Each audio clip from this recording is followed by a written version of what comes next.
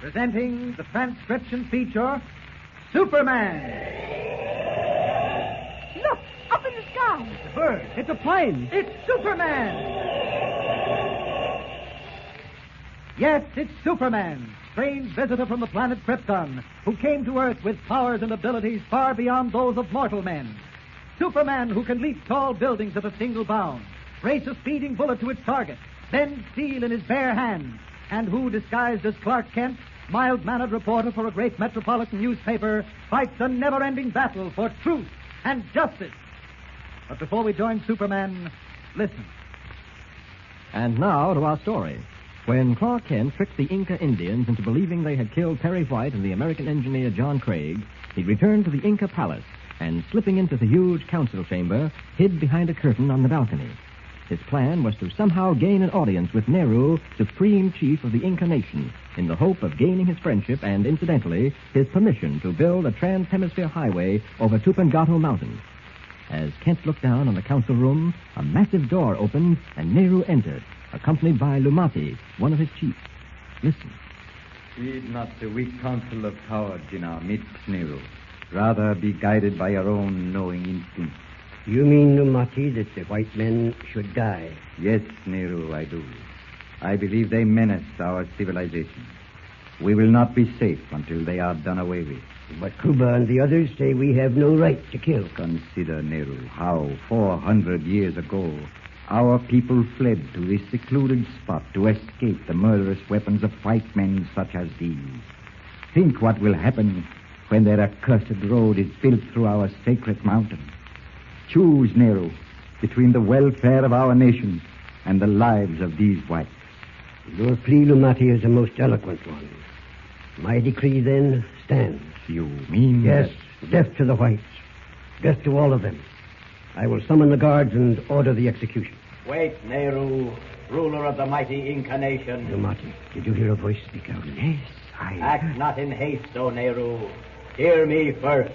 Who speaks thus? Where are you? It must be an evil god. No, Lumati. I am no evil god, but the spirit of peace and goodwill. If you speak the truth, why then do you not show yourself to us as a sign of faith? That I cannot do. But you must hear me and trust me. Speak then.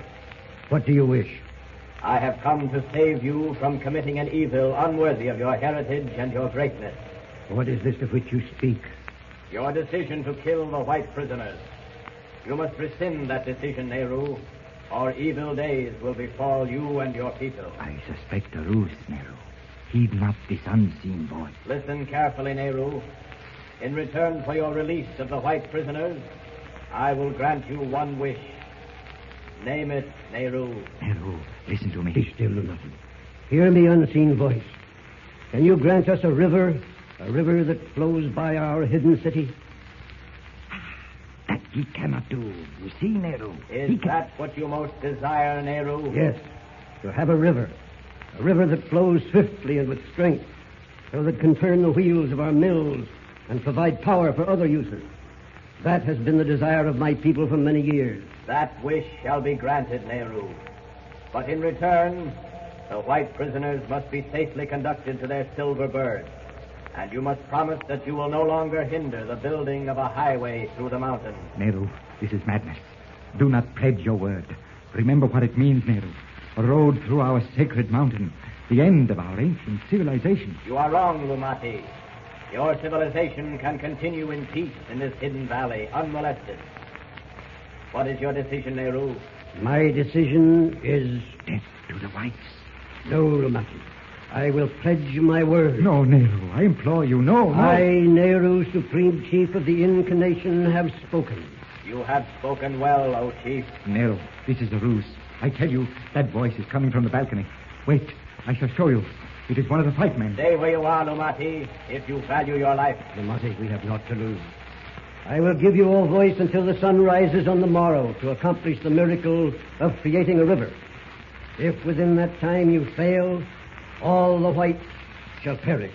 I accept, Nehru. Now you must do one thing.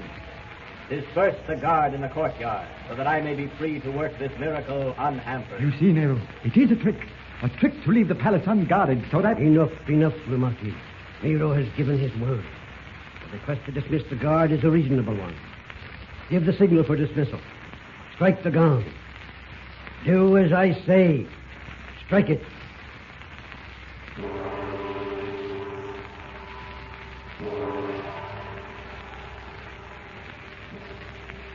His ruse successful, Kent speeds back to join Editor White, Jimmy Olsen, Lois Lane, and John Craig, the American engineer, on the bank of the rushing stream that runs underground through the Valley of Shadows. With only a few hours in which to create a river for the Incas, Kent's responsibility is great. En route to rejoin his friends, he ponders. Shall he, as Superman, alone make quick work of accomplishing the miracle, or is it best to do it another way? Finally, he reaches a decision. Fearful lest in his haste he might create a river that would overflow the Inca city, Kent decides to enlist the engineering skill of John Craig. Returning to the riverbank, he finds Perry White and Lois both too exhausted to move. Leaving them to regain their strength, Kent, Jimmy, and Craig retrace the underground course of the river to the giant waterfall. Now, there's the waterfall straight ahead of us. Let's get this straight, Kent. As I understand it, we have until tomorrow morning to divert the course of this underground river so that it flows by the Inca city. That's right.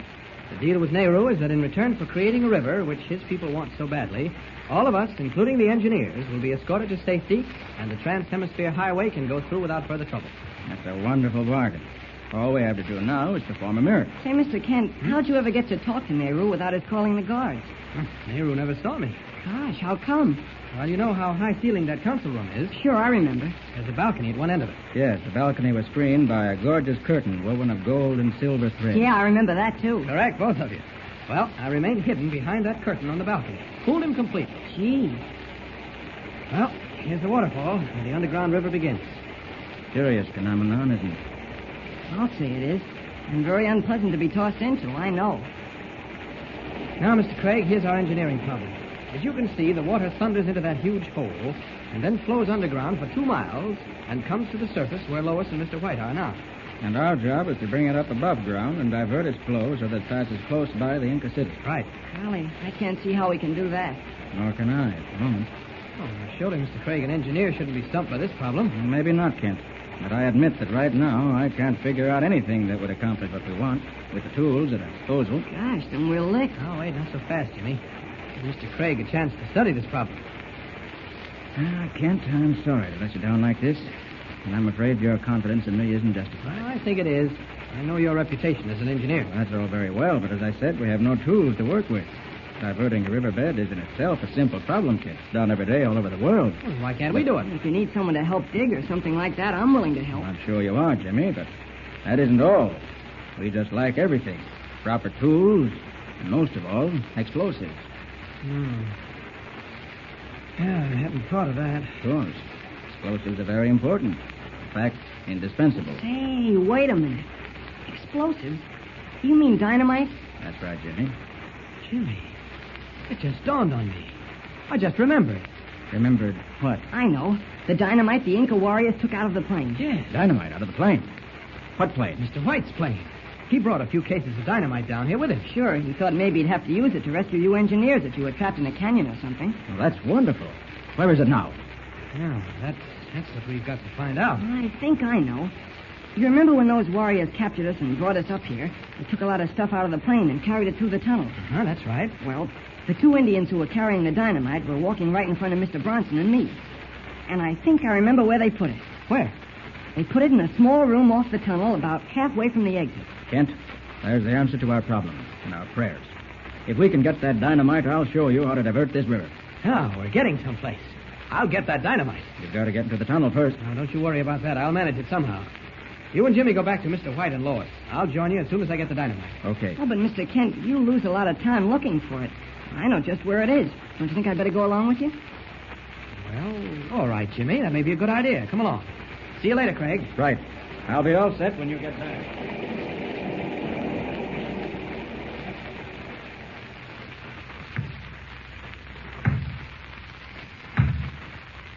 Golly, hammering a rock against that stone tunnel door isn't doing any good.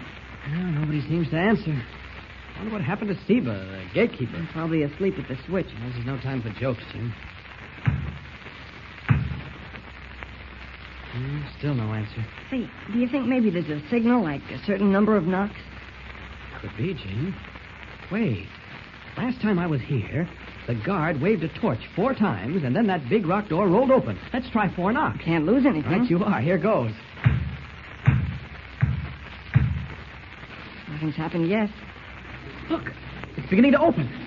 Look. Hey, see? Yep. Those 4 knocks must have been the right... Oh, Mr. Kent, What's the matter, Jane? look what's in the tunnel. We're sunk. What has Jimmy seen in the half-darkness of the mountain tunnel? Is it something that will prevent them from getting the dynamite? Things are rushing to a startling climax, so don't miss a single episode. Tune in and listen with Superman. Don't forget, tune in again for the next thrilling episode with Superman. Look, up in the sky. The bird. It's a plane. It's Superman. Superman is a copyrighted feature appearing in Action Comics magazine.